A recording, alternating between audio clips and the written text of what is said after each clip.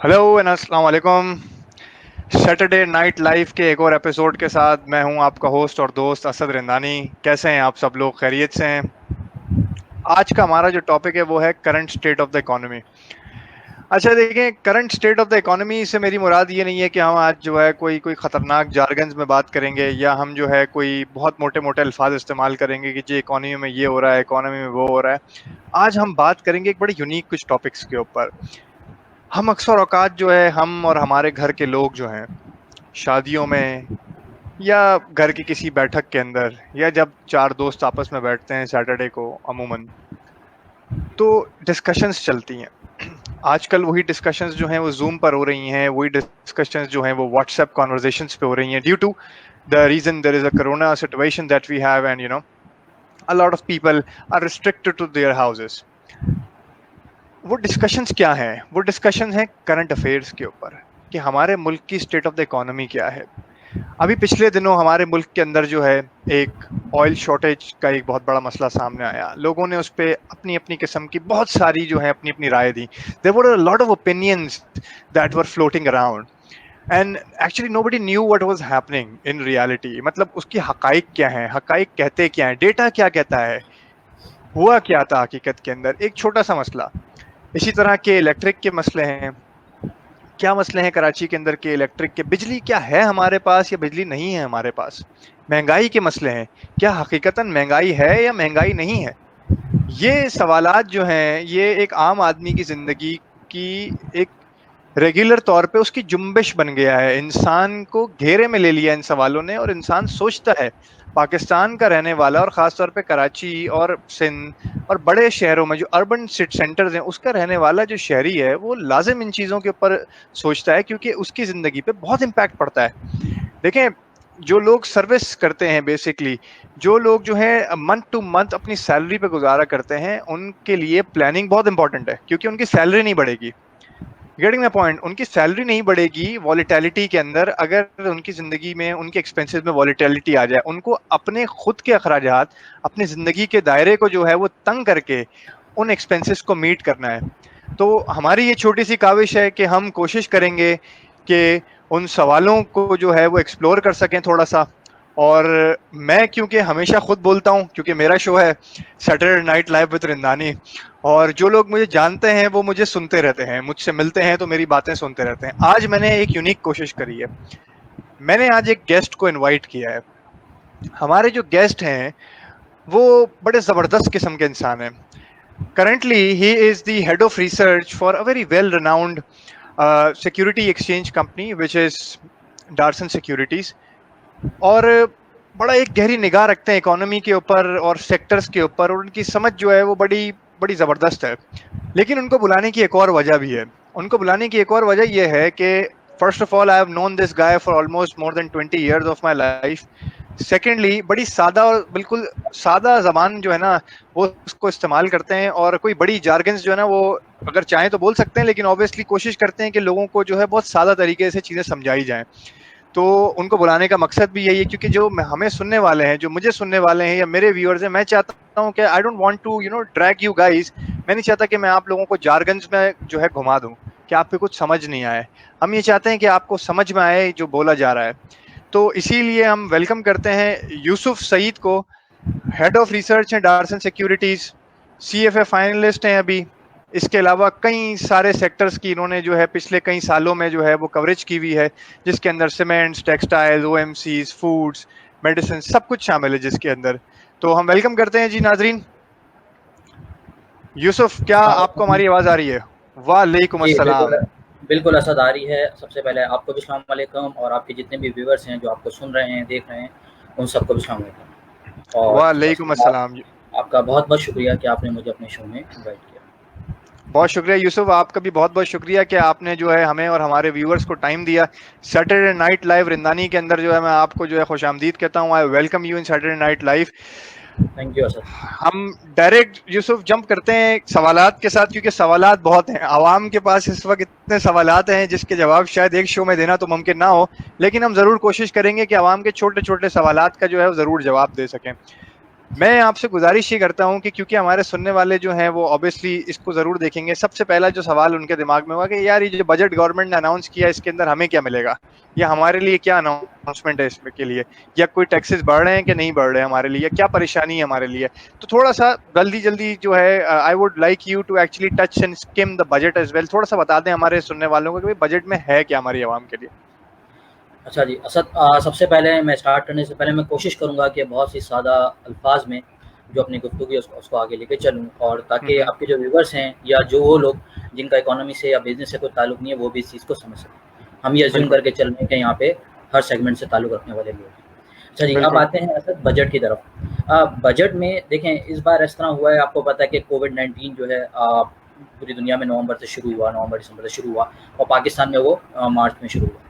जिसके बाद 2 महीने हमारा लॉकडाउन रहा, और इसके बाद हम जिस सिचुएशन से अब तक गुजर रहे हैं, किसी को नहीं पता कि ये कोरोना वायरस कब जाके ख़त्म होगा या कब इसकी वैक्सीन आएगी, ठीक है। उसको देखते हुए गवर्नमेंट ने इस बार अनाउंस किया था कि हम कोरोना बजट अनाउंस करेंगे या टैक्स फ्री बजट अनाउंस करेंगे, जो गवर्नमेंट ने किया, ठीक है।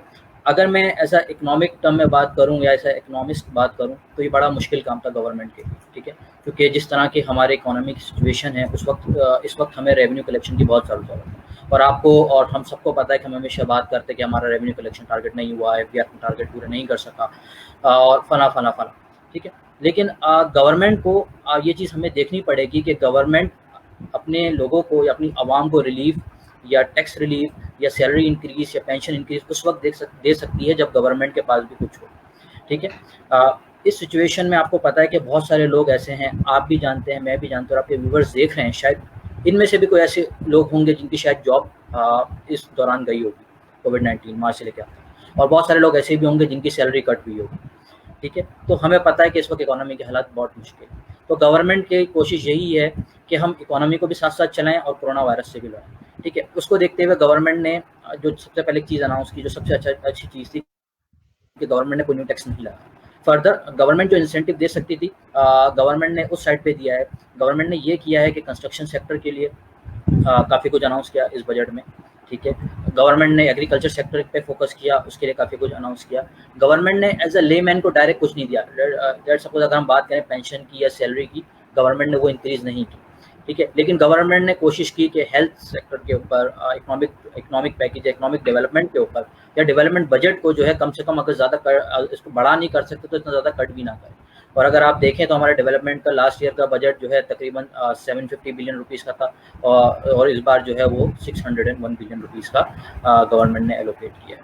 तो गवर्नमेंट ने मेरे ख्याल से शायद इस सिचुएशन में जितनी कोशिश कर सकती है उस हिसाब से बहुत अच्छा बजट दिया है। बिल्कुल ज़बरदस्त ज़बरदस्त। आपने इसमें 2-3 चीज़ें बताई हैं जिसको मैं हाईलाइट करना चाहता हूँ हमारे व्यूअर्स को। देखें, सबसे पहली बात तो ये है कि गवर्नमेंट ने इस वक्त लेमैन के ऊपर कोई टैक्स नहीं लगाया। सबसे पहली चीज़ तो ये, किसी किस्म के कोई टैक्स में इजाफा नहीं किया government. We are back live, thank you. बड़ी बड़ी मुश्किल से लाइव आए हैं, कभी-कभी इंटरनेट के इश्यूज हो जाते हैं। खैर एनीवेज, तो हम जिस चीज़ पे बात कर रहे थे वो ये थी, यूसुफ ने बड़े तरीके से बताया कि गवर्नमेंट ने काफ़ी सारी चीज़ें जो हैं वो की हैं। अक्सर औकात ये नैरेटिव भी सामने आया कि डेवलपमेंट पे कोई बजट नहीं दिया गवर्नमेंट ने, मतलब कोई चीज़ एलोकेट नहीं करी है डेवलपमेंट के ऊपर। यूसुफ ने बारहा इस बात को बताया और क्लैरिटी प्रोवाइड करी हमें कि गवर्नमेंट ने जो है वो डेवलपमेंट के ऊपर जो है वो बजट एलोकेशन करी है, क्योंकि ऐसा मुमकिन ही नहीं है कि आपके मुल्क में जो है अगर बजट एलोकेशन डेवलपमेंट के ऊपर ना की जाए तो आपका मुल्क जो है वो आगे बढ़ सके, किसी किस्म की जो है वो जीडीपी इंप्रूवमेंट हो सके। छोटी सी मैं एक इसी डिस्कशन को लेते हुए आगे चलते हैं कि ऑब्वियसली फ्रेंडली बजट है तो हमारी लिमिटेशंस भी हैं कुछ। नाजरीन देखें, हर किसी घर की एक लिमिटेशन होती है। अगर आपके घर की आमदनी जो है वो 1 लाख रुपए है तो आपका खर्चा जो है अगर 1.5 लाख रुपए हो तो आपकी लिमिटेशंस बहुत ज़्यादा हैं। इस बात को हम थोड़ा सा एक्सप्लोर करते हैं। मैं आपको कुछ चीज़ें बताता हूँ, फिर हम यूसुफ से इसका कमेंट लेंगे। पाकिस्तान का इस वक्त जो जो हमारी जीडीपी है तकरीबन कोई नॉर्थ ऑफ जो है वो 41-42 बिलियन डॉलर्स की है, ऐसा ही है। 40-41 बिलियन डॉलर के करीब जो है वो हमारी जीडीपी है, जिसका जो है 70, आप समझें कि हमारी जो एक्सपेंडिचर जो है ना, जो हमारे खर्चे हैं बेसिकली, और जो हमारा रेवेन्यू है, जो हमारी आमदनी है, हमारी आमदनी 70% है हमारे खर्चों के, तकरीबन राउंड ऑफ 70%। तो ये जो बाकी का जो 30% का गैप है, या आप समझें मतलब राउंड ऑफ 70% या 77% है, तो 20, 25, 30% का जो गैप है ये हम कहाँ से फिल करते हैं? ये गैप हम बेसिकली कर्जों से फिल करते हैं। तो सबसे पहली चीज़ तो हमें ये देखनी पड़ेगी कि जब हम एज अ पॉपुलेशन ये बात करते हैं कि जी गवर्नमेंट हमारे लिए ये नहीं कर रही, गवर्नमेंट हमारे लिए वो नहीं कर रही, तो इससे हमारी मुराद क्या है? क्या गवर्नमेंट के पास कैपेसिटी है भी ये करने की या नहीं है? सवाल तो ये बनता है कि भाई पैसे हैं भी देने के लिए या नहीं है। इसी डिस्कशन को हम जो है वो हमने जिस तरह से एक्सप्लोर किया कि मैंने आपको बताया कि हमारे खर्चे ज़्यादा हैं, इसी चीज़ को हम आगे लेके चलते हैं और एक दूसरे सवाल की जानिब हम बढ़ते हैं जिससे हमें थोड़ी सी क्लैरिटी मिलने लगेगी। वो सवाल है हमारा इन्फ्लेशन की तरफ। महंगाई का बड़ा एक मसला है भाई। महंगाई जो है उसने वो अमीर और गरीब में तफरीक तो नहीं करती, हालांकि ऑब्वियसली खरीदो जो आपकी जो परचेसिंग पावर है वो अमीर की ज़्यादा है गरीब की कम है, लेकिन तफरीक नहीं करती। हर इंसान को चीज़ उतनी ही की मिलेगी। द पॉइंट इज कि महंगाई का इम्पैक्ट जो है हमारी ज़िंदगियों पे तो बहुत ज़्यादा, लेकिन महंगाई है क्या हकीकत में? इन्फ्लेशन की जब हम बात करते हैं तो इससे हमारी मुराद क्या है महंगाई से? क्या वाकई में इन्फ्लेशन बढ़ रही है? अगर बढ़ रही है तो कैसे बढ़ रही है, कौन सी चीज़ों पे बढ़ रही है? इस पे थोड़ा सा हम जो है वो कमेंट लेंगे यूसुफ का, और हम देखना चाहते हैं कि उसके अंदर के बेसिकली वो क्या कहना चाहते हैं और डेटा क्या कहता है इस बारे में, एंड सो फोर्थ। यूसुफ। जी, जी। सर इस साल जुलाई से लेके लास्ट ईयर जुलाई से लेके इस साल जून तक 2020 तक जो इन्फ्लेशन है वो 10.74% रही है, यानी 10.74% से महंगाई इंक्रीज़ हुई है। अगर हम लास्ट ईयर इसी पीरियड की बात कर लें तो इन्फ्लेशन इंक्रीज़ हुई थी 6.8% से, यानी पिछले साल के मुकाबले में इन्फ्लेशन बढ़ी है इस साल। अच्छा, बड़ी क्यों है इसके मैं आपको 2-3 रीज़न बताता हूँ। एक, सबसे पहले इन्फ्लेशन को समझने के लिए हमें एक चीज़ जानना बहुत ज़रूरी है कि इसका ब्रेकअप क्या है। सबसे पहले मैं आपको बताऊं, जो इन्फ्लेशन हमारी निकलती है उसमें 34% जो वेटेज होता है वो फूड प्रोडक्ट्स का होता है, यानी उसमें वीट हो गई, उसमें टमाटर हो गए, इसमें मुर्गी हो गई, इसमें प्याज हो गई, उसमें दालें हो गई, ठीक है। और जो बाकी इसके अलावा जो हमारा वेटेज बचता है उसमें से जो सेकंड हाईएस्ट वेटेज होता है वो हाउसिंग का होता है। हाउसिंग के अंदर हाउसिंग रेंट आ गया, उसमें इलेक्ट्रिसिटी चार्जेस, उसमें गैस चार्जेस, और बाकी इसके अलावा ये दोनों मिला के तकरीबन 57-58% बनता है, और बाकी इसके अलावा दूसरी चीज़ें बनती हैं बना के। अच्छा, अब जैसे हमारा सबसे ज़्यादा वेटेज फूड की साइड पे, तो फूड प्राइसेस जब इंक्रीज़ होती हैं तो हमारा इन्फ्लेशन का जो इम्पैक्ट बहुत ज़्यादा आता है। अगर अभी हम इन्फ्लेशन की बात करें कि लास्ट ईयर जो एवरेज थी 10.77%, जिसमें हमने बात की कि हमारी इन्फ्लेशन बढ़ी है, उसका रीज़न क्या है? उसमें सबसे पहले आपको याद होगा कि गवर्नमेंट ने एक तो गैस प्राइसेस इंक्रीज़ की थी, इसकी वजह से हमारा इन्फ्लेशन पे इम्पैक्ट आया। दूसरा, इसके अलावा गवर्नमेंट ने इलेक्ट्रिसिटी प्राइसेस इंक्रीज़ की थी, इसकी वजह से हमारा इन्फ्लेशन का नंबर बढ़ता है। तीसरी चीज़ क्या, हमारे जो फूड प्रोडक्ट्स हैं या उनके प्राइसेस हैं, कुछ शॉर्टेज की वजह से, कुछ आर्टिफिशियली, कुछ सीजनल इम्पैक्ट की वजह से ये फूड प्राइसेस बढ़ रही हैं। तो ये सारे फैक्टर हैं जिन्होंने इन्फ्लेशन के अंदर कंट्रीब्यूट किया है एज़ कम्पेयर टू लास्ट। ठीक है, आपने इसमें 2-3 बातें करी हैं। जैसा कि नाज़रीन आपने देखा, यूसुफ ने बताया कि हमारे पास इन्फ्लेशन बढ़ रहा है और ऑब्वियसली जो है वो पिछले साल के मुकाबले में काफ़ी इम्पैक्ट भी आया है इन्फ्लेशन का। अच्छा, 2-3 चीज़ें जो हैं इसके अंदर देखने वाली वो ये हैं कि गवर्नमेंट ने जो है वो प्राइसेस बढ़ाई थी, जिसमें इलेक्ट्रिसिटी की पिछले साल प्राइसेस बढ़ाई गई थी और दूसरी प्राइसेस बढ़ाई गई थी, तो उसका लैग्ड इम्पैक्ट आता है। ये भी एक बात जानना बड़ा ज़रूरी है समझना कि जब गवर्नमेंट किसी चीज़ का प्राइस बढ़ाती है तो इसका इम्पैक्ट जो है फ़ौरन नहीं आता है, उसका इम्पैक्ट बड़ा लैग्ड इम्पैक्ट होता है आपका, जो कि slowly and gradually so and so fourth coming months के अंदर आता है। अच्छा, इन्फ्लेशन के ऊपर मैं आपको छोटी सी एक चीज़ बताता चलूँ, क्योंकि मैं ये प्रोग्राम हमारा उस टॉपिक के ऊपर है जो लोग बातें करते हैं अपने ड्राइंग रूम डिस्कशंस के अंदर, और हम उसको डेटा से जो है वो जवाब देने की ज़रूरत कोशिश कर रहे हैं। एक हमारी काविश है ये, इसीलिए हमने यूसुफ को भी बुलाया। तो छोटी सी हमारी जो मेरी काविश वो ये है, एक एक रेट्रिक को समझाना आवाम को, कि जब हम बात करते हैं कि करंट रिजीम के अंदर, इस करंट गवर्नमेंट के अंदर जो है वो इन्फ्लेशन तो बढ़ रहा है, महंगाई बढ़ रही है, लेकिन मैं हमेशा देखता हूँ कि टॉक शोज़ के ऊपर भी काफ़ी ज़्यादा कि जी PMLN के लोग हैं वो बैठे हुए हैं या दूसरी किसी पार्टी के लोग हैं वो बैठे, वो कहते हैं जी हमारे टाइम पे इन्फ्लेशन था, जी वो हमारे टाइम पे महंगाई नहीं थी। देखिए, सबसे पहली चीज़ तो ये समझना ज़रूरी है कि जब हम बात करते हैं इन्फ्लेशन की, तो इन्फ्लेशन है क्या बेसिकली? इन्फ्लेशन बताता है क्या? देखें जी, इन्फ्लेशन महंगाई जो है ना, महंगाई उसकी सतह को नहीं बताता, बेसिकली बताता है कि महंगाई किस स्पीड से बढ़ रही है। बेसिकली ये समझना बड़ा ज़रूरी है। जब हम चेंज की बात कर रहे हैं तो ये बताता है कि महंगाई किस स्पीड से बढ़ रही है। तो जब पुरानी हुकूमत थी तो वहाँ उस टाइम पे इन्फ्लेशन टारगेटिंग अगर आप करते हैं तो 4%, 5%, मैक्सिमम 6% तक जो है वो इन्फ्लेशन लॉक इन हो रही थी। इसका मतलब ये नहीं है कि महंगाई नहीं थी, इसका मतलब ये है कि जो प्राइसेस हैं, जो कीमतें हैं, वो 6%, 4%, 5% से बढ़ रही थी, बढ़ ज़रूर रही थी। और हर हुकूमत में प्राइसेस बढ़ती हैं, कभी भी प्राइसेस कम नहीं होती हैं गोइंग फॉरवर्ड। दूसरी चीज़, जैसा कि यूसुफ ने बताया कि करंट रिजीम ने जो है वो प्राइसेस बढ़ाई थी, गैस प्राइसेस। अभी हम इसी पे हमारा डिस्कशन लेके चलेंगे थोड़ा सा आगे कि प्राइसेस बढ़ती क्यों है, बेसिकली इस हुकूमत को क्यों प्राइसेस बढ़ाई और उसकी वजह क्या थी प्राइसेस बढ़ाने की, और अगर हम प्राइसेस ना बढ़ाते तो हमारा जो है वो इम्पैक्ट कहाँ जाता। तो पहले तो ये हमने इन्फ्लेशन की जो बात करी, अगर हम अब प्राइसेस की बात करते हैं, जैसे गैस प्राइसेस गवर्नमेंट ने बढ़ाई है, इलेक्ट्रिसिटी के टैरिफ्स गवर्नमेंट ने बढ़ाए। मैं एक छोटी चीज़ आपको बता देता हूँ, उसके अंदर जो जो टैरिफ्स इलेक्ट्रिसिटी के बढ़ाए हैं गवर्नमेंट ने, उसके अंदर पहले हमारे पास 3 स्लैब्स हुआ करते थे, 300, 700 और 1200। अब हमारे स्लैब्स चेंज हो गए हैं, अब 100 से 100 है, 200 है, फिर 300 है, फिर 400 है, फिर 400 से 500, इस तरह से छोटे छोटे स्लैब्स बनाए गवर्नमेंट ने हमारे, जिसके अंदर जो है अलग अलग यूनिट्स के अलग अलग टैरिफ चार्ज होंगे। तो अगर आप गरीब आदमी हैं और आपके घर में एसी नहीं लगा हुआ और आपका यूनिट जो है वो 300 से अंडर आते हैं तो आपका बिल कम आएगा, और अगर आपके घर में जो है आप 300 यूनिट क्रॉस करते हैं तो आपका बिल ज्यादा आएगा, आप पे ज्यादा टैक्सेस इम्पोज होंगे। ऐसा ही है यूसुफ? बिल्कुल बिल्कुल इसी तरह हर तो कैटेगरी का ये अलग एक टैरिफ है। बहुत डिफरेंट। बिल्कुल हर कैटेगरी का सर अलग टैरिफ है, और जिस तरह कैटेगरी इंक्रीज होती जाती है, जैसे आपने बताया कि 100, 200, 100, 300, उस यूनिट को आप जब क्रॉस करते हैं तो आपके ऊपर एक न्यू यूनिट से नई रुपये टर्म में जो है वो एक यूनिट लगना शुरू हो जाता है, यानी वो यूनिट महंगा होता जाता है। तो जिसकी वजह से इलेक्ट्रिसिटी की प्राइसेस जो हैं या बिल जो हमारे पास ज़्यादा आते हैं वो ज़्यादा। बिल्कुल। तो अब नाज़रीन देखें, इसके अंदर बड़ी सिंपल सी बात यह है कि एक इंसान जो है वो कहता है जी कि मेरे ऊपर जो है ज़्यादा बिजली का मेरा बिल आ रहा है। तो सबसे पहली चीज़ तो ये है कि देखें कि इलेक्ट्रिक के अपने मसले हैं, उस पर भी हम बात नहीं करेंगे, लेकिन हम जो कैटेगोरिकली जो स्ट्रक्चर है हम उस पर बात कर रहे हैं अभी इस टाइम पे। ठीक है ना, स्ट्रक्चर क्या है? बेसिकली स्ट्रक्चर ये है कि अगर आप गरीब आदमी हैं, आपके घर में एसी नहीं है, आपके घर में ज़्यादा अप्लाइंसेज नहीं है, आपका ताल्लुक जो है वो लेट सपोज LSM 1 जो है 1 से लेके जो है वो 3-4 के दरमियान है, ये तो आप पे बिजली शायद कम लगेगी। ठीक है ना, आपकी बिजली का बिल कम आएगा क्योंकि आप 300 से कम टारगेट करेंगे। इसी से हम मूविंग फॉरवर्ड, एक बड़ा ज़बरदस्त टॉपिक है हमारे पास नाजरीन, जिस पे बड़ी डिस्कशन करते हैं हम हमेशा। हम देखते हैं कि लोग पिछले दिनों इस पे बहुत ज़्यादा डिस्कशन है, और कभी इस टाइम का भी करंट जो है सबसे बड़ा डिस्कशन यही है, बिजली का मसला। लेकिन बिजली के मसले से पहले मैं जाना चाहूँगा पेट्रोल के मसले के ऊपर, क्योंकि पेट्रोल का मसला डायरेक्ट कनेक्टेड है बिजली के मसले से। क्योंकि अगर आप देखें तो के इलेक्ट्रिक वाले एक ही मैसेज करते हैं, due to shortage of fuel you will be facing some electricity shortage in your area.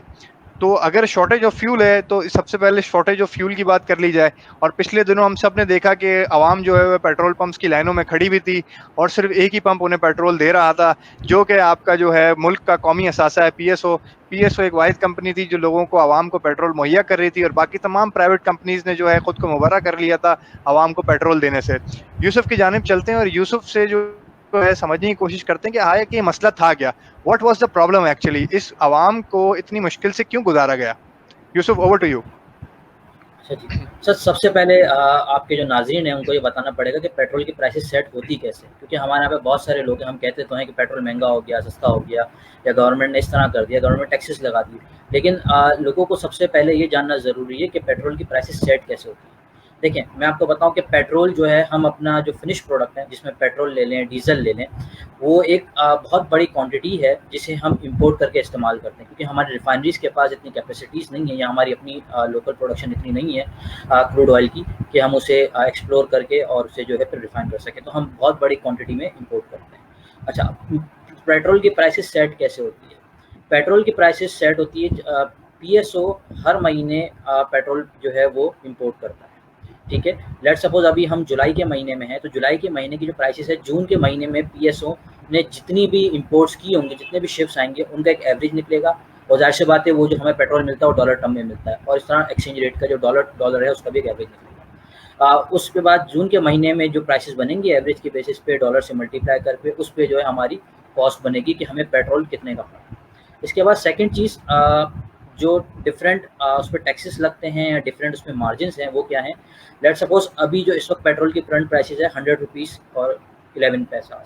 ठीक है, उसमें मैं आपको बताऊं कि 45.86 रुपीज़ जो है इस वक्त कॉस्ट है, जिसमें पीएसओ ने लास्ट मंथ जो है इंपोर्ट किया था। इसके अलावा एक IFEM होता है, जिसे आप सिंपल टर्म में कहते हैं ट्रांसपोर्टेशन चार्जेस, 3 रुपये 19 पैसे पर लीटर जो है इस वक्त गवर्नमेंट चार्ज कर रही है, यानी ओगरा ने जो है प्राइसेस में रखा है। इसके बाद हम बात करें कि ओएमसीज जो हैं उनका पर लीटर मार्जिन ₹2.81 है, 2.81। इसके बाद डीलर का जो इसमें कमीशन होता है 3.70 है, ठीक है जी। और इसके बाद गवर्नमेंट दो चीज़ें जो हैं गवर्नमेंट को लेते हैं इन फॉर्म्स ऑफ आप टैक्सेस कह लें या ड्यूटीज़ ले लें, एक पेट्रोलियम लेवी और एक सेल्स टैक्स। इस वक्त पेट्रोलियम लेवी ₹30 पर लीटर है, और जब हम इन सबको सम करते हैं तो उसके बाद जो प्राइसेस बनती हैं, जो इस वक्त करंट बन रही है 85.56, इस पे गवर्नमेंट 17% सेल्स टैक्स चार्ज करती है।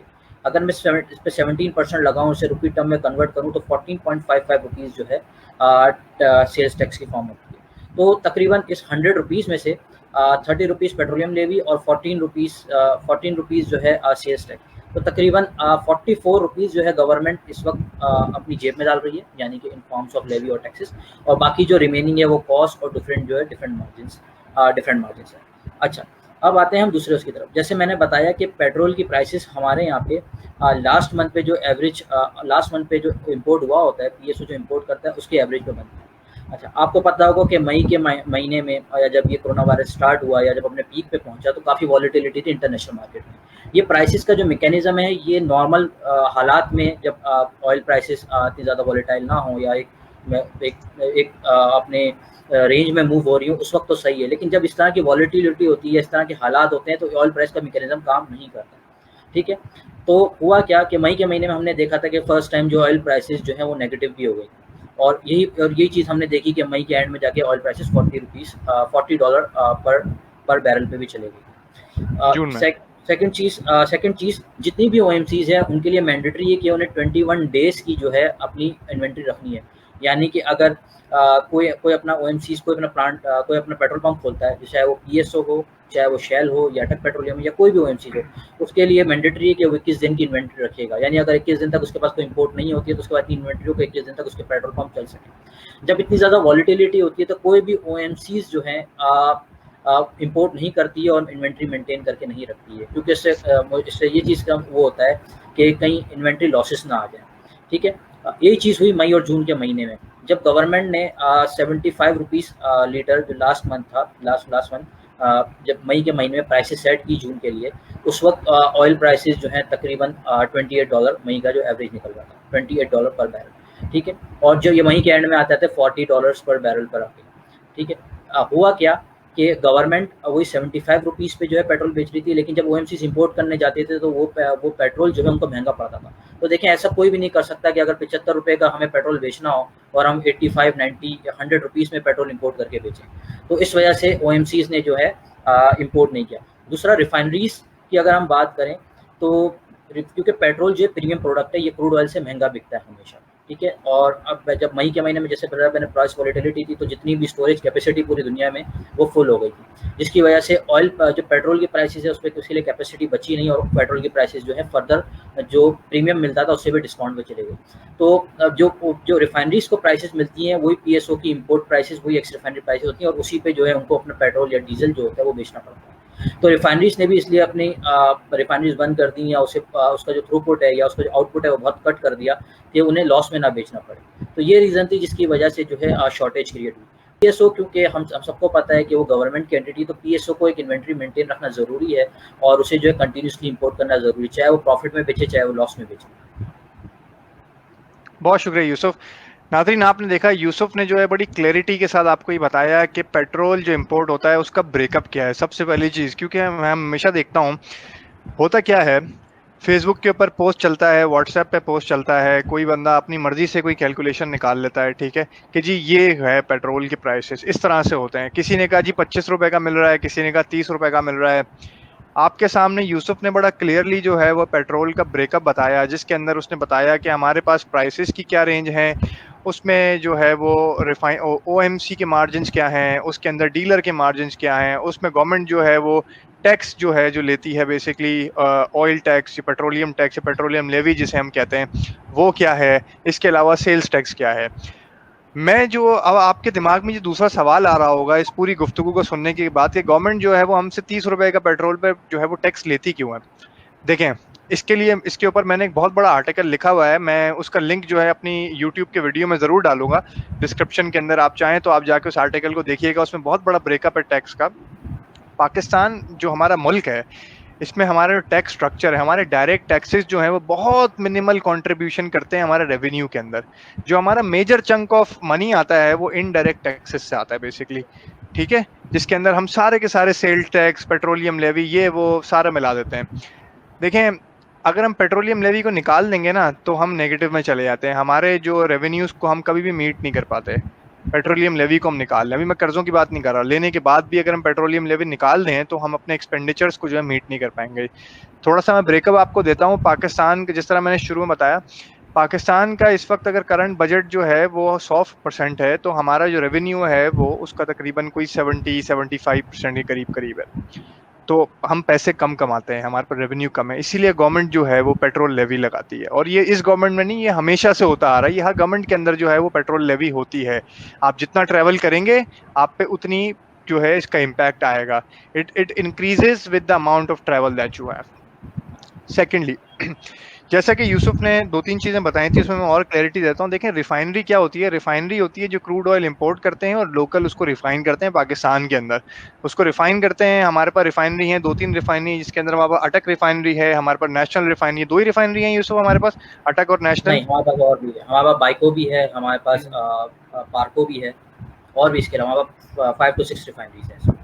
ओके, और सबसे बड़ी कौन है हमारे पास कैपेसिटी वाइज? सबसे बड़ी बाइको है, बॉयको है इस टाइम पे, जो उन्होंने अपनी जो है वो लास्ट टू लास्ट ईयर जो एक्सपेंशन करी थी, उसके बाद सबसे बड़ी रिफाइनरी बॉयको हो उन्होंने गई थी। अपनी रिस्ट्रक्शन की थी, और अपनी उनके पास 2 रिफाइनरी थी, एक बड़ी और छोटी, दोनों को मर्ज करके जो है उन्होंने एक रिफाइनरी अब एक कंपनी में आ गया है। तो अगर हम उसे ऐसा combine as a company wise देखें तो सबसे बड़ी रिफाइनरी इस वक्त सबसे ज़्यादा जो वो है कैपेसिटी है वो बाइको के पास है। बॉयको की है। तो नाज़रीन, जैसा कि आपने देखा, यूसुफ ने बताया कि सबसे बड़ी रिफाइनरी इस वक्त बॉयको है। रिफाइनरीज का काम क्या होता है? मैंने आपको बताया कि वो क्रूड ऑयल इंपोर्ट करते हैं और क्रूड ऑयल को रिफाइन करके उससे जो है वैल्यू एडेड प्रोडक्ट्स बनाए जाते हैं, जिसके अंदर पेट्रोल है, डीजल है, नैफ्ता है, वट एवर, या और भी जो सारी चीज़ें उसके अंदर निकलती हैं। OMCs क्या करती हैं? OMC का मतलब है oil marketing companies. Oil marketing companies हमारे पास कितनी सारी हैं? ऑयल मार्केटिंग, लोकल गवर्नमेंट की ऑयल मार्केटिंग कंपनी है, उसका नाम है PSO, पाकिस्तान स्टेट ऑयल। ये वो कंपनीज हैं जो पेट्रोल बेचती हैं। इसके अलावा हमारे पास और बहुत सारी कंपनीज, इसमें हैस्कॉल है, टोटल है, हमारे पास अटक पेट्रोलियम है, और भी बहुत सारी होंगी, एक दो और। बॉयको के अपने पंप्स हैं कुछ जो हमें दिखते हैं शहर के अंदर, और शेल है हमारे पास। लेकिन गवर्नमेंट की जो OMC है वो है PSO। जब क्राइसिस आया, जिस तरह यूसुफ ने बताया कि OMCs के पास जो है वो इन्वेंट्री मौजूद थी, जब इन्वेंट्री मौजूद थी तो ऑब्वियसली बात है कि उन्होंने बेचनी भी है वो इन्वेंट्री, और वो इन्वेंट्री महंगी खरीदी भी थी। लेट सपोज वो इन्वेंट्री, अगर आपने कोई चीज़ 50 रुपए की खरीदी हुई है और अब अगर आपको बोला जा रहा है कि आप वो चीज़ जो है वो 25 रुपए की बेच दें या 30 रुपए की बेच दें, तो एज अ बिजनेस देखें, बात ये कि हर बिजनेस का मैंडेट है प्रॉफिट मेकिंग, ठीक है ना। याद रखिएगा, हर प्राइवेट और गवर्नमेंट बिजनेस का फर्क समझें। गवर्नमेंट बिजनेस का जो फर्क होता है, जो स्टेट बिजनेस, जो पब्लिक बिजनेस होता है, उसका मैंडेट है to serve the people. Profit making कभी भी नहीं होता। To serve the people is what their mandate is. Private companies जो हैं उनका मैंडेट सबसे बड़ा मैंडेट होता है प्रॉफिट मेकिंग। अगर वो प्रॉफिट नहीं बना रहे तो वो उस बिजनेस को या उस लाइन को उस टाइम पे परसू नहीं करेंगे। इसी वजह से इन हालात के अंदर जो है प्राइवेट कंपनीज जो थी हमारे पास, जो OMCs थी, उन्होंने जो है शायद पेट्रोल जो है आवाम को मुहैया करने से जो है वो रिफ्रेन किया, टू मेक श्योर कि उनके पास जो ऑलरेडी इन्वेंट्री पड़ी हुई है वो शायद उस पर लॉस ना मेक करें, फॉरवर्ड बाइंग ना करें, ताकि वो लॉस से बच जाएं। लेकिन PSO एक वाहिद इदारा था, क्योंकि उसका मकसद जो है, मैंडेट जो है वो आवाम को सपोर्ट करना है, टू सर्व द पीपल है, वो इन मुश्किल हालात में भी आवाम को पेट्रोल देता रहा। मैं उम्मीद करता हूं कि हमारी इस डिस्कशन से जो है आपको बहुत क्लैरिटी आई होगी कि PSO और किस तरह से हम पेट्रोल की प्राइसिंग किस तरह से सेट की जाती है। और मैं अपने डिस्क्रिप्शन के अंदर अपने YouTube वीडियो के ये एक मैकेनिज्म भी डाल दूंगा कि प्राइसेस को हम कैसे सेट करते हैं। मूविंग फॉरवर्ड, हम एक और इसी टॉपिक की तरफ हम चलते हैं। जिस तरह से हमने कहा था कि अब बिजली की हम बात करेंगे, तो यूसुफ, इलेक्ट्रिसिटी का क्या, हम सबसे पहले तो हमें ये बताएं कि क्या हमारे पास जो है वो इलेक्ट्रिसिटी है, हमारे पास बिजली है कि नहीं है? ये है क्या सीन? कोई कहता है हमारे पास बिजली है ही नहीं, कोई कहता है बिजली बहुत ज़्यादा है। आप क्या कहते हैं, हमारे पास बिजली है या नहीं? अच्छा, असद, अगर हम यहाँ से 6 से 7 साल पहले चले जाएं तो हमारे पास बिजली की काफ़ी शॉर्टेज थी। आपने देखा होगा कि सिर्फ कराची नहीं, पूरे पाकिस्तान में 7-7, 8-8 घंटे की लोड शेडिंग होती थी, और लोगों का ख़ास तौर पे गर्मियों में बहुत बुरा हाल था। जिसके बाद आपको पता है कि CPEC प्रोजेक्ट शुरू हुआ, और जिसमें जो मेजर अमाउंट जो रखी गई वो पावर प्रोजेक्ट्स के लिए रखी गई, पावर प्लांट्स लगे। तो पिछले 5 साल में और अब तक जो है कंटिन्यूसली पावर प्लांट्स लग रहे हैं ताकि आगे जाके डिमांड को मीट किया जा सके। उसके बाद प्लांट्स लगे और कुछ अभी भी आ रहे हैं और कुछ अंडर वो हैं आगे 1-2 साल में जाके और हमारे पास इलेक्ट्रिसिटी सिस्टम में आ जाएगा। तो इस वक्त अगर हम पीक सीज़न की बात करें या पीक जैसे समर का सीज़न है जिसमें हमें पीक डिमांड होती है, तो उस वक्त हमारे पास अराउंड 27,000 मेगावाट की जो है हमें रिक्वायरमेंट होती है।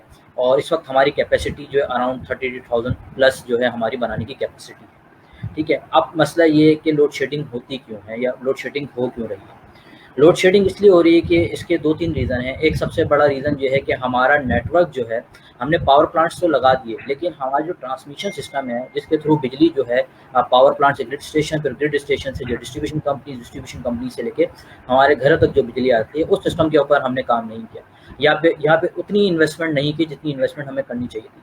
एक अंदाजे के मुताबिक एक आर्टिकल आया था, उसमें ये कहा गया था कि जितनी बड़ा जो है सीपेक पे हमने पोर्शन रखा था पावर प्लांट्स के लिए तकरीबन $45 बिलियन का, उतना ही जो है उतनी जो है इन्वेस्टमेंट हमें जो है अपने ट्रांसमिशन और डिस्ट्रीब्यूशन नेटवर्क के ऊपर करनी पड़ेगी, अपने डिस्ट्रीब्यूशन सिस्टम करने पड़ेंगे।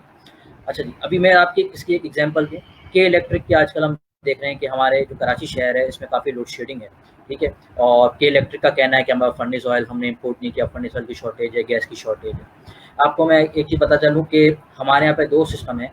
के इलेक्ट्रिक जो है बाकी हमारे जो पाकिस्तान है उससे बिल्कुल उसका सिस्टम डिफरेंट है। के इलेक्ट्रिक डिस्ट्रीब्यूशन कंपनी भी है, पावर जनरेशन कंपनी भी है, ट्रांसमिशन कंपनी भी है और डिस्ट्रीब्यूशन कंपनी भी है। ठीक है, और इसके अलावा अगर हम ऊपर साइड की बात करें, कराची से हट के बात करें, तो आपको पता होगा कि पावर प्लांट बिजली बना के हमारे पावर परचेजिंग कंपनीज हैं उनको बेचती हैं, वो एनटीडीसी को बेचते हैं, एनटीडीसी जो है जो डिस्ट्रीब्यूशन कंपनीज हैं उनको बेचती है, और उसके बाद वो जो है तो हर उसके लिए एक अलग कैटेगरी रखी है। थोड़ा सा ये एक्सप्लेन कर दें आप हमारे नाजरीन को कि ये जो अभी आपने जो बात करी है कि मुझे तो पता है ऑब्वियसली, लेकिन मैं चाहता हूँ कि हमारे नाजरीन इसको समझें कि आईपीपीज थोड़ा सा एक्सप्लेन कर देंगे किस तरह से बिजली बनाते हैं, फिर उसकी परचेजिंग साइकिल किस तरह से होती है, और जिस तरह से तुमने बताया कि के इलेक्ट्रिक जो है वो 3 pronged जो है वो कंपनी है जो बनाती भी खुद है, जो डिस्ट्रीब्यूट भी करती है और मैनेज भी करती है। थोड़ा सा इसको एक्सप्लेन कर दो हमारे नाजरीन को ताकि सुनने वालों को समझ में आ जाए कि हम बोलना क्या चाह रहे हैं। अच्छा जी, जैसे देखा अगर हम आईपीपीज की बात करें, ऐसे सिंपल वर्ड्स में हम पावर प्लांट करते हैं। ठीक है, एक पावर प्लांट है वो कोल पे चलता है, गैस पे चलता है, फर्नेस ऑयल पे चलता है, डीजल पे चलता है या किसी और फ्यूल पे वो बिजली बनाता है। वो बिजली बनाने के बाद डिफरेंट इदारे को भेजा, क्योंकि उसका काम नहीं है कि वो लाइनें बिछाए या ट्रांसमिशन लाइनें बिछाए या ग्रिड स्टेशन लगाए डिस्ट्रीब्यूशन कंपनी पर या लोगों के घर तक पहुंचाए। उसने बिजली बना दी। अब गवर्नमेंट के इदारे हैं, उनका काम है कि वो उससे बिजली लें और आगे उसे डिस्ट्रीब्यूट करें। ठीक है, उनसे गवर्नमेंट के इदारे बिजली लेते हैं। ठीक है, इसके बाद national transmission and dispatch company जो है एनटीडीसी, वो बिजली जो है जो हमारी डिस्ट्रीब्यूशन कंपनीज है उसको देती है। जैसे हमारे यहाँ पे के इलेक्ट्रिक है, इस तरह हम लेस्को है, Lahore electric supply corporation, FESCO है, फैसलाबाद इलेक्ट्रिक सप्लाई, आइस्को है, इस्लामाबाद इलेक्ट्रिक, इस तरह डिफरेंट डिस्ट्रीब्यूशन कंपनीज है, वो उनको बेचती हैं और फिर डिस्ट्रीब्यूशन कंपनीज जो हैं वो हमें घरों तक पहुँचाती हैं। बाकी जो उनका जो नेटवर्क है वहाँ से लेके हमें घरों तक जो पहुँचाना है उनकी जिम्मेदारी वो डिस्ट्रीब्यूशन कंपनीज की है। इसमें भी बहुत सारी कंपनीज जो हैं वो ज़्यादातर तकरीबन सभी जो हैं वो गवर्नमेंट ओन है। तो ये पूरा एक प्रोसेस है जिसके थ्रू जो है बिजली जो है पावर प्लांट से लेके हमारे घरों तक पहुंचती है। ठीक है, सेकंड चीज़, हमारे यहाँ पे अब पे कुछ साल पहले तक और अभी भी जो है बिजली की जो चोरी है वो काफ़ी ज़्यादा थी। ठीक है, तकरीबन जो हम लोग डिस्पैच करते थे पावर प्लांट, उसका तकरीबन 70-80% हम रिकवर कर पाते थे, बाकी 30% हमारा लॉस हो जाता। उसका रीज़न मैंने जैसे आपको बताया कि जो ट्रांसमिशन है ये हमारा काफ़ी पुराना सिस्टम है। ठीक है, जिसकी वजह से हमारी जो बिजली ज़ाया हो जाती है। दूसरा, कुछ इलाके ऐसे थे जहाँ दहशतगर्दी थी या कुछ इलाके ऐसे थे जो बिल नहीं दे पाते थे, उसकी वजह से हमें एक लॉस होता था। तीसरा, जो हमारा फाटा साइड का एरिया या इस तरह के जो एरियाज में दहशतगर्दी ज़्यादा थी वहाँ पे जो बिल कलेक्शन नहीं हो पाती, तो ये जो है एक हमें लॉस होता था। सेकंड, अब मैं कराची की बात करूं, जो हम ट्रांसमिशन नेटवर्क की बात कर रहे थे, इस वक्त फेडरल जो है उसका मैंने आपको बताया कि इस वक्त हमारे पास कैपेसिटी एक्सेस है बनाने की और हमारी डिमांड जो है कम है। इस वक्त फेडरल के इलेक्ट्रिक को कह रहा है कि मैं आपको एडिशनल जो है बिजली देने के लिए तैयार हूँ। ठीक है, लेकिन के इलेक्ट्रिक का सिस्टम इस काबिल नहीं है कि वो जो एडिशनल जो इलेक्ट्रिसिटी है वो ले सके सिस्टम से। ठीक है, उसको तकरीबन 2 साल लगेंगे, वो यहाँ से कैपेक्स करेगा यानी कैपिटल एक्सपेंडिचर करेगा, उस पर काम करेगा, अपने सिस्टम इंप्रूव करेगा। इसके बाद 2 साल के बाद इस काबिल होगा कि जो एडिशनल इलेक्ट्रिसिटी फेडरल उसको दे रहा है वो उसे लेके उसे खरीद के हम तक पहुँचा सकें। आपने देखा होगा कि अक्सर हम लोग खबर सुनते हैं कि लाइन ट्रिप कर गई या फीडर ट्रिप कर गए या लाइन पे, उसका रीज़न यही है कि हम ज़रा से अपनी लाइन्स के ऊपर जोर डालते हैं और वो हमारी जो लाइनें जो हैं वो कोलैप्स कर जाती है, हमारा सिस्टम जो है कोलैप्स कर जाता है क्योंकि हमारे पास कैपेसिटी नहीं है। बहुत शुक्रिया यूसुफ। जैसा कि आपने देखा कि हमें बड़ी क्लैरिटी इस टाइम पे मिल गई, जो यूसुफ ने हमें बात बताई कि बिजली है हमारे पास, ठीक है ना। हमने जो है बहुत ज़्यादा, मैं आपको बताता हूँ, हमने जो है पिछले कई सालों के अंदर जो है वो बिजली में बहुत, हमने जनरेशन के अंदर जो है ना बहुत इन्वेस्टमेंट करी है।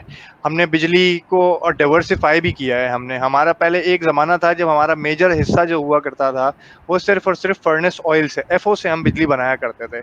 लेकिन आहिस्ता आहिस्ता हमने जो है वो डाइवर्सिफाई भी किया है, ऐसा नहीं है। गोइंग फॉरवर्ड पिछली हुकूमतों ने भी इसमें कोशिश करी, करंट गवर्नमेंट ने भी इसमें कोशिश करी और इसको डाइवर्सिफाई किया ताकि हमारा इन्हिसार जो है वो एक ही बिजली के चीज़ पे ना हो। क्योंकि दुनिया देखें, दुनिया के अंदर ना और भी चीज़ों पे काम हो रहा है। लोग कोल को रिजेक्ट कर रहे हैं, लोग फर्नेस ऑयल को रिजेक्ट कर रहे हैं, लोग क्लीनर और ग्रीन एनर्जी की तरफ जा रहे हैं।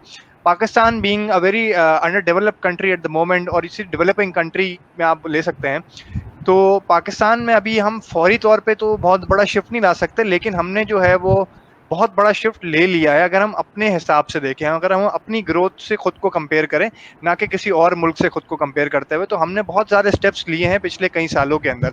इस टाइम पे जो सबसे बड़ा मसला जो है ना हमारा, सबसे बड़ा मसला जो है हमारा वो इलेक्ट्रिसिटी जनरेशन नहीं है। अब मसला बदल गया है हमारा।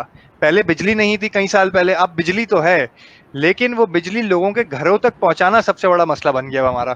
क्योंकि हमारे पास जो इदारे हैं, जैसे के इलेक्ट्रिक की यूसुफ ने बात करी, उसके पास कैपेसिटी नहीं है। के इलेक्ट्रिक, लेट सपोज आपके घर में एक पानी का कूलर है जिससे आप पानी पीते हैं, उस कूलर में 20 लीटर पानी आता है। अचानक से आपके घर में लोग ज्यादा आ गए हैं अब, या अफराद बढ़ गए हैं, आपके पास कूलर खरीदने के पैसे नहीं है, तो अब आप क्या करेंगे? अब आपके पास पानी की शॉर्टेज होगी। हर रोज कोई ऐसा वक्त जरूर आएगा जिस टाइम पे पानी बहुत कम होगा, और फिर किसी ना किसी इंसान को या तो भागना पड़ेगा। अगर आप लेट सपोज खुद जाके गैलन भर के आते हैं, बड़ा सिंपल एग्जांपल, गैलन भर के आते हैं आप किसी वाटर जो है वो मिल वाटर कंपनी से या आरओ वाटर प्लांट से, तो किसी ना एक वक्त ऐसा जरूर आएगा आपके घर में 24 घंटे में, जिस वक्त जो है कूलर बिल्कुल खत्म हो चुका होगा और किसी ना किसी को भाग के पानी लाना पड़ेगा। सो हमारा के इलेक्ट्रिक का भी यही हाल है इस टाइम पे। बिजली तो है, लेकिन लोगों तक पहुंचाने के लिए सिस्टम्स जो दरकार है वो नहीं है, जिसको हम ट्रांसमिशन लाइन और डिस्ट्रीब्यूशन सिस्टम्स कहते हैं। लाइन लॉसेज होते हैं, इसकी वजह से हमें बहुत ज़्यादा, ये सिस्टम पुराने हैं, इसकी वजह से बिजली ज़ाया हो जाती है कई जगहों पे। कई जगह पे हमारे पास थेफ्ट बहुत ज़्यादा है। तो नाजरीन, थोड़ी सी मैं समझता हूँ आपको क्लैरिटी आई होगी। आखिरी चीज़ मैं यूसुफ से ये ज़रूर पूछना चाहूँगा कि हमें ये ज़रूर बता दें कि जो ये बात कर रहे थे के इलेक्ट्रिक के बारे में कि वो खुद बनाती है, जरा सा ये डिफाइन कर दो कि इलेक्ट्रिक एज अ कंपनी क्या क्या करती है। देखिए, के इलेक्ट्रिक एज अ कंपनी, जो मैंने बताया कि सबसे पहले बिजली बनती है पावर प्लांट से, ठीक है। तो के इलेक्ट्रिक पावर प्लांट से लेके हमारे घरों तक बिजली पहुंचाती है। उसमें बिजली बनाना, उसमें बिजली को डिस्पैच करना और उसे ट्रांसमिशन करना, उसे डिस्ट्रीब्यूट करना हमारे घरों तक, और जो है फिर दूसरी भी जो अपनी लाइन मेंटेनेंस वगैरह सब चीज़ें। तो के इलेक्ट्रिक जो है पूरे कराची में एक ऐसा पूरे पाकिस्तान में सिर्फ एक वाहिद कंपनी है जो इस तरह की जो इतनी डाइवर्सिफाइड कंपनी है कि वो चारों जगह सर्विसेज देती है। और वो सिर्फ ये, और उसकी जो कैपेसिटी है सिर्फ देने की है, जो उसको जो अलाउ है वो कराची में देना अलाउ। इसके अलावा किसी और कंपनी को, क्योंकि आप कह सकते हैं कि इलेक्ट्रिक एक मोनोपोली है, जब गवर्नमेंट ने या नेपरा ने किसी और कंपनी को इजाज़त नहीं दी कि वो पाकिस्तान कराची में जो है ऑपरेट कर सकें या अपने पावर प्लांट लगा सकें, या फिर जो है अपना कोई ऐसा डिस्ट्रीब्यूशन नेटवर्क जो है इस्टेब्लिश कर सकें। बहुत शुक्रिया यूसुफ। नाज़रीन, आपने देख लिया कि जैसे कि यूसुफ ने बताया कि के इलेक्ट्रिक जो है मोनोपोलिस्टिक कंपनी है कराची के अंदर। हमें इस टाइम पे जो सबसे ज़्यादा ज़रूरत है, और मैं चाहता हूँ कि जो मेरे नाजरीन हैं और जो हमारे सामाईन हैं, जो हमारे व्यूअर्स इस टाइम पे हमें देख रहे हैं, what I want you to understand is that कि देखें, कंपटीशन बहुत ज़रूरी है किसी भी इकोनॉमी में। कैपिटलिज्म का बेस है कंपटीशन। अगर आपके पास कंपटीशन नहीं होगा तो आपके पास क्वालिटी जो है ना, उसको किसके गेज अगेंस्ट में आप गेज करेंगे? आप कैसे बताएंगे कि ये इससे बेहतर है जब आपके पास कोई दूसरा बेंचमार्क ही नहीं होगा? हमारे पास इस टाइम पे जो ज़रूरत है हमें कराची के अंदर, वो डिसेंट्रलाइजेशन ऑफ इलेक्ट्रिसिटी जो है वो डिस्पैच है। और हम चाहते ये हैं, ये आवाम की जो इस वक्त नीड है वो ये है, कोई दूसरी कंपनीज आएँ और वो कराची के इलेक्ट्रिक इंफ्रास्ट्रक्चर के अंदर जो है इन्वेस्टमेंट करें। हमें कंपटीशन की इस वक्त सख्त ज़रूरत है। इसी के साथ नाज़रीन, हम अपने प्रोग्राम के आखिरी सेगमेंट की तरफ चलते हैं। एक छोटा क्वेश्चन हमारा रहता है, हम उसे टारगेट करेंगे। हम अक्सर औकात ये सुन रहे हैं, मैं बहुत ज़्यादा फेसबुक पोस्ट पे देख रहा हूँ, यूसुफ भी देख रहे होंगे और आप लोग भी देख रहे होंगे, एक चीज़ चल रही है कि करंट गवर्नमेंट में ग्रोथ का क्या हुआ, जीडीपी का क्या हुआ, हमारा मुल्क तरक्की क्यों नहीं कर रहा? ओ जीडीपी तो माइनस में चली गई, जीडीपी तो 2% हो गई, जीडीपी 1.2% हो गई। मुख्तलिफ किस्म के फिगर हमारे सामने आ रहे हैं कि करंट रिजीम के अंदर तो जीडीपी नीचे जा रही है, ओ इस साल तो जीडीपी 1.2% है। इस तरह के कई सवाल आते हैं। मैं एक छोटा सा आपको बेंचमार्क देता हूँ, एक छोटी सी चीज, और फिर यूसुफ से पूछ लेते हैं कि जी हमारा जीडीपी का आउटलुक क्या है, और इसके साथ फिर हम अपना शो खत्म करेंगे। देखें, आईएमएफ जो है एक बड़ा वर्ल्ड रिनाउंड इदारा है, ठीक है।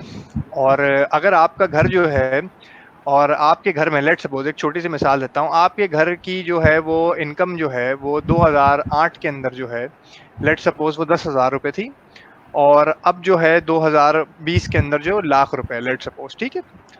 अब 2020 से 2021 के अंदर जो है, लेट्स सपोज आपकी इनकम होगी 1,10,000 रुपए। आप जिस विसिनिटी में रहते हैं, आप जिस एरिया में रहते हैं, लेट सपोज उस पूरे एरिया के अंदर लोगों की इनकम जो है वो ऑन एन एवरेज जो है 1,10,000, 10,000 से आपकी इनकम बढ़ी, 10,000 रुपए से लेकर 30,000 रुपए तक बढ़ेगी। तो क्या आपकी इनकम जो बढ़ी है वो कम बढ़ी है? सवाल ये है। अगर आपके मुल्क का ग्रोथ रेट जो है 1.9% है, तो आपने ये देखना है कि इंटरनेशनली सारे मुल्कों का ग्रोथ रेट कम हुआ है। क्यों कम हुआ है? उसकी वजह हमें पता है कि दुनिया के अंदर बिजनेसेस सप्रेस्ड हैं कोरोना कोविड-19 की वजह से। तो एक तो ये रीजन है। दूसरा रीजन ये है कि आईएमएफ का क्या प्रोजेक्शन है, क्या हमारी ग्रोथ रेट वाकई में बहुत कम है? अगर कम है तो आईएमएफ के प्रोजेक्शन से तो हमारी ग्रोथ रेट बिल्कुल ही नीचे होनी चाहिए। मैं आपको एक छोटा सा नंबर बताता हूँ ताकि आपको थोड़ा सा अंदाजा हो जाए कि आईएमएफ की प्रोजेक्शन हैं क्या। आईएमएफ की जो इस टाइम पे प्रोजेक्शंस हैं बेसिकली वो हैं 1 नेगेटिव प्रोजेक्शंस है बेसिकली आईएमएफ की, जो कि तकरीबन कोई नेगेटिव 1.45% के करीब है।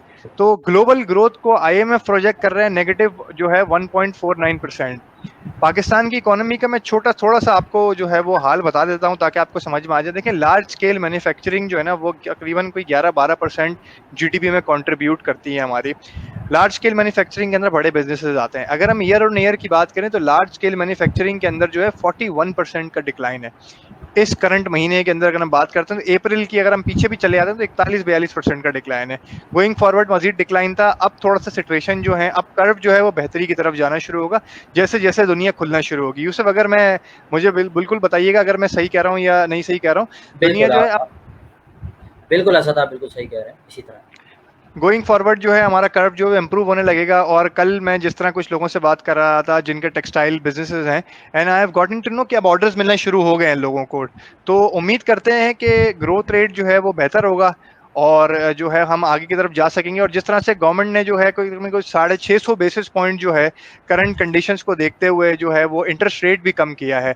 अगर आप देखें कि हमारा इंटरेस्ट रेट ज़्यादा था, बहुत ज़्यादा, तकरीबन कोई 13.25% था हमारा इंटरेस्ट रेट, और वहाँ से गिराना शुरू किया, गवर्नमेंट नीचे लेकर आई है। आज का जो हमारा इंटरेस्ट रेट है वो तकरीबन 7% है। जो भी लास्ट मॉनेटरी पॉलिसी गई हमारी 25 तारीख को, जो मॉनेटरी पॉलिसी थी जून की, उसमें 7% जो है वो हमारा इंटरेस्ट रेट लॉक इन किया गया है। और उनका भी व्यू यही है कि इस वक्त इकोनॉमी स्लो है। देखें, इकोनॉमी के कुछ बड़े फास्ट मूविंग इंडिकेटर्स होते हैं जिसमें सीमेंट के डिस्पैचेस होते हैं, जिसमें आपकी ऑटोमोबाइल सेल्स होती हैं, आपके टेक्सटाइल और फूड एक्सपोर्ट्स होते हैं, और आप फूड का जो एक्सपोर्ट है वो आहिस्ता आहिस्ता खुलना शुरू हो गया, जो कि बंद हो गया था। मुझे ऑटोमोबाइल का अंदाज़ा नहीं है, लेकिन मैं उम्मीद करता हूँ ऑटोमोबाइल भी शायद, और सीमेंट के डिस्पैचेस का ये हम यूसुफ से पूछते हैं, और फिर जो है यूसुफ हमें बताएंगे कि इकोनॉमी का और मजीद क्या हाल है। जी यूसुफ, ओवर टू यू। बिल्कुल। असद, मैं आपकी बात को थोड़ा सा कंटिन्यू करता हूँ, थोड़ा सा और जो आपके व्यूवर्स हैं उनको बताना चाहता हूँ। हमारी जीडीपी देखें 3 चीज़ों से निकलती है, एक एग्रीकल्चर सेक्टर, एक इंडस्ट्रियल सेक्टर और एक सर्विस सेक्टर, ठीक है। और उसमें भी अगर आप सबसे बड़ी बात करें तो हमारी जो है सर्विस सेक्टर जो सबसे ज़्यादा कंट्रीब्यूट करता है। सर्विस सेक्टर उस वक्त चलता है जब हमारे बाकी दो जो सेक्टर हैं, एग्रीकल्चर सेक्टर और हमारा जो इंडस्ट्रियल सेक्टर है वो काम करता है। लास्ट ईयर जो अभी हमारा फिस्कल ईयर भी गुजरा है, जो जून में ख़त्म हुआ है, इस वक्त इसमें हमारी जीडीपी जो थी वो नेगेटिव थी, तकरीबन 0.4% के आसपास। और उसका जो मेजर रीज़न था वो हमारी इंडस्ट्रियल साइड पे, जैसे असद ने बताया कि एलएसएम जो है उसमें डिक्लाइन आया। और उसमें भी मेजर मैं आपको डिक्लाइन बताऊं, जो सबसे बड़ा जो उसमें वेटेज है वो टेक्सटाइल सेक्टर का। टेक्सटाइल आपने देखा कि लॉकडाउन की वजह से 1-2 महीने जो है फैक्ट्रीज बंद रही, एक्सपोर्ट ऑर्डर्स जो थे वो कैंसिल हो गए, जो हमने एक्सपोर्ट की हुई थी वो पेमेंट हमारी वहाँ पे फंस गई। उसके बाद जब आप वापस से स्टार्ट करते हैं तो एक्सपोर्ट ऑर्डर लेने में और दुनिया को खुलने में टाइम लगता है। ये ऐसा पेंडेमिक था जिसे थोड़ा समझने की ज़रूरत है, सिर्फ हमारे मुल्क में नहीं था, ये किसी एक मुल्क में नहीं था, पूरी दुनिया में था। ठीक है? उस वक़्त सब यही सोच रहे थे, इवन हम पाकिस्तान में भी यही सोच रहे थे, यार इस वक़्त सिर्फ़ खाने का सोचो, जो दूसरी चीज़ें हैं उसे बाद में देखेंगे। चाहे हमारी लग्ज़री आइटम हो या इस तरह की बहुत सारी नेसेसिटी आइटम की जो है वो हमने उसे पीछे कर दिया। तो हमने ये सोचा कि पैसे सेव करके रखो, क्योंकि आगे का किसी को नहीं पता कि ये जो वबा है कब जाके ख़त्म होगी, आगे हमारी जॉब रहेंगी नहीं रहेंगी, सैलरीज़ कट होंगी या क्या होगा, ठीक है? तो सबसे बड़ा जो डिक्लाइन आया वो हमें इंडस्ट्रियल सेक्टर में आया लास्ट ईयर, और उसमें मैंने आपको, जैसे असद ने भी बताया, मैं भी आपको बता रहा हूँ, जैसे उसमें टेक्सटाइल सेक्टर एक सबसे बड़ा हमारा कंट्रीब्यूटर है। इसके बाद ऑटोमोबाइल्स, ज़ाहिर सी बात है, ऑटोमोबाइल्स जो है एक लीडिंग इंडिकेटर होता है इकोनॉमिक मूव। जब इकोनॉमी ऊपर की तरफ जाने लगेगी तो सबसे पहले जो जो इंडिकेटर जो सबसे ज़्यादा चलता है वो ऑटोमोबाइल्स का सेक्टर है। जब ऑटोमोबाइल की सेल्स इंक्रीज़ होना शुरू हो जाए तो इसका मतलब ये है कि अब इकोनॉमी जो है अब आपकी ऊपर की तरफ मूव होना शुरू हो जाएगी। और इसी तरह जब ऑटोमोबाइल का सेक्टर डिक्लाइन होना शुरू हो जाए, उनकी सेल्स डिक्लाइन होना शुरू हो जाए गाड़ियों की, तो इसका मतलब है अब आपकी इकोनॉमी जो है वो डिक्लाइन की तरफ जा रही है। तो ज़ाहिर सी बात है 2 मंथ्स जो है फैक्ट्रीज़ बंद रही, शोरूम्स बंद रहे, पूरा हम पाकिस्तान जो है लॉकडाउन में रहा, उसकी वजह से ऑटोमोबाइल्स की सेल्स और प्रोडक्शन वगैरह नहीं हो सकी। इसके अलावा फिर हमने जैसे ऑयल को डिस्कस किया है,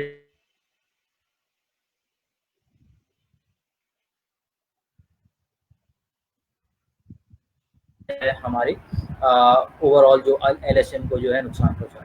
इसके अलावा सीमेंट की बात करें तो सीमेंट डिस्पैचेस शुरू के 5-6 मंथ तो काफ़ी बेहतर थे, लेकिन इसके बाद जो सीमेंट की जो सेल्स है वो भी डिक्लाइन होना शुरू हो गई। हम सिर्फ एक्सपोर्ट के ऊपर जो है हमने फोकस किया, क्योंकि हम क्लिंकर वगैरह और इस तरह की चीज़ें करते रहे, लेकिन हमारी लोकल सेल्स जो है डिक्लाइन हो गई। लेकिन अब यहाँ से जैसे आपको पता है कि लॉकडाउन ईज़ हो गया, स्मार्ट लॉकडाउन की तरफ हम चले गए, तो यहाँ से रिकवरी आहिस्ता आहिस्ता आना शुरू होगी। देखिए, अब इसमें भी 2 चीज़ें डिपेंड करती हैं। सबसे पहले कि कोविड-19 क्या आप इसकी जो सेकंड लेयर है वो तो नहीं आ जाती कहीं, या कोविड-19 कितना टाइम चलता है। क्योंकि मैं आपको बताऊं कि आगे गवर्नमेंट ने जो अपनी जीडीपी की जो फोरकास्ट की, मोर देन 2% नेक्स्ट ईयर का गवर्नमेंट ने टारगेट रखा है, जीडीपी ग्रोथ की फोरकास्ट रखी है, और वो उसकी बेसिस यही है कि जब ये कोरोना वायरस जो है वो सेटल डाउन हो जाए या हम एक नॉर्मल कंडीशन में आ जाए।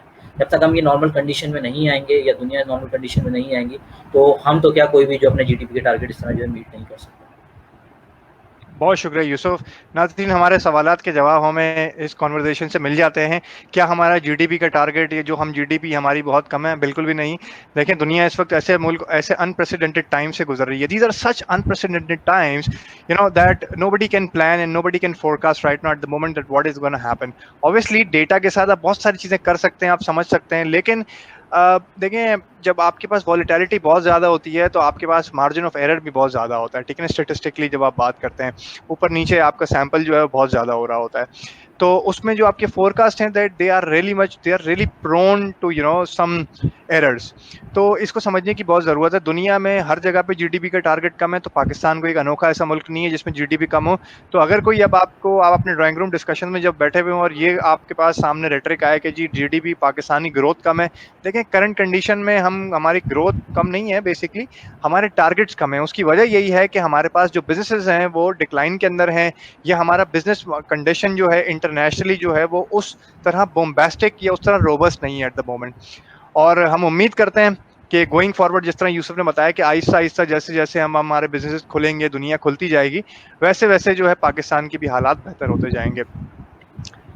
नाज़रीन, हमारी छोटी सी काविश थी आज। हम उम्मीद करते हैं कि हमने आपको जो है, जो सवालात हैं जिन पे आवाम काफ़ी बहस करती है, उस पे कुछ जवाब देने की कोशिश की, डेटा के साथ उनकी रियलिटी और एक न्यूट्रल पर्सपेक्टिव देने की कोशिश करी कि न्यूट्रल पर्सपेक्टिव क्या है, डेटा क्या कहता है, बेसिकली इंडस्ट्री के लोग सोचते कैसे हैं।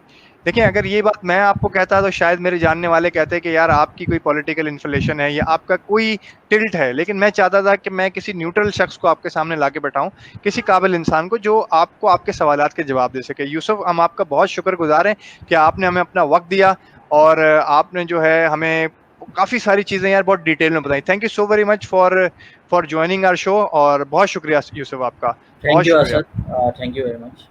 बहुत शुक्रिया यूसुफ। नाजरीन, जैसा कि आपने देखा कि यूसुफ ने हमें काफ़ी ज़्यादा डिटेल के अंदर जो है जवाब दिए हैं, और मैं कोशिश करूंगा कि नेक्स्ट जो है वो जितने भी अब हमारे एपिसोड्स आएंगे सैटरडे नाइट लाइव के, इसी तरह जो है कुछ सेलिब्रिटीज़ को, कुछ लोगों को, कुछ इंडस्ट्री एक्सपर्ट्स को आपसे कनेक्ट कराया जाए।